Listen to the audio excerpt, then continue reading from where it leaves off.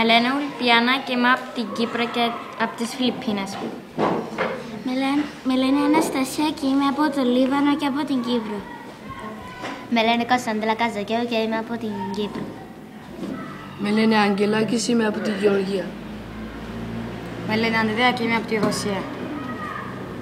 Με λένε Τζούλια και είμαι από τη Γεωργία. Με λένε Βίκα και είμαι από τη Γεωργία. Με λένε Σβετλάνα και είμαι από τη Ρωσία. Με λένε Μπιάνκα και είμαι από την Ρουμανία. Με λένε Ελίνα και είμαι από τη Ρωσία. Με λένε Αλέξη και είμαι από την Κύπρο. Με λένε Παύλος και είμαι από τη Γεωργία. Με λένε Φόδωρος, είμαι από τη Ρωσία. Με λένε Ελένη και είμαι από την Κύπρο. Με λένε Σάρα και είμαι από τη Ρωσία. Με λένε Σόλωνα και είμαι από την Κύπρο.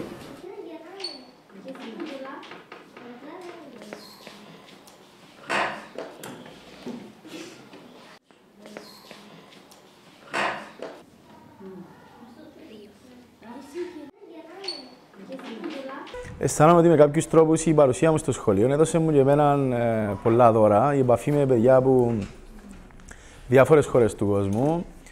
Μια πρόκληση και μια ευχαρίστηση ταυτόχρονα, διότι γινόμαστε όλοι μας κοινωνοί εμπειριών, ηθών και θύμων που υπήρχαν και στην Κύπρο και στον ελλαδικό χώρο γενικά, αλλά και σε ολόκληρο τον πλανήτη.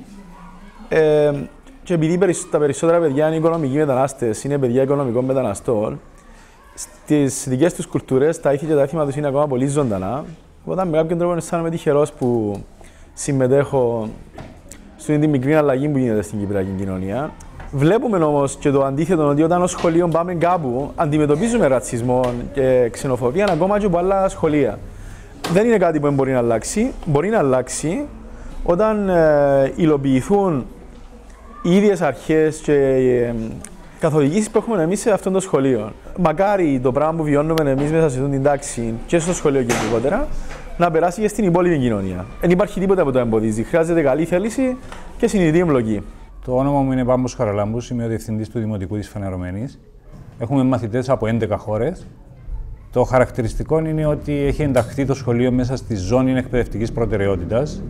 Αυτό ήταν αναγκαίο γιατί οι γονείς τους, οι οικονομικοί μετανάστες στην πλειοψηφία τους, εργάζονται μέχρι αργά και τα παιδιά παρατηρήθηκαν ότι ήταν αφημένα στο έλεος του Θεού, γύριζαν μέσα στους δρόμους, δεν είχαν την απαιτούμενη βοήθεια για να ανταποκρίνονται και στις σχολικές τους εργασίες.